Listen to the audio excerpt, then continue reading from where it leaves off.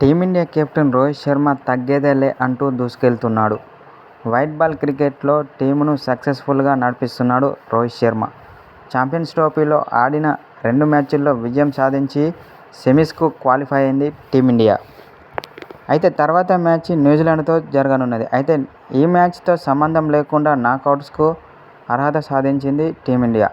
అయితే సెమీస్, ఫైనల్స్లోనూ విజయం సాధించి టీమిండియా కప్పు కొట్టాలని చూస్తుంది. దీంతో టీమిండియా ఖాతాలో మరో కప్పు వచ్చి చేరాలని టీమిండియా అభిమానులు కోరుకుంటున్నారు.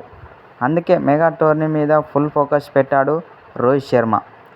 టీం గెలుపు కోసం చాలా కష్టపడుతున్నారని కొందరు మాజీ క్రికెటర్లు అంటున్నారు.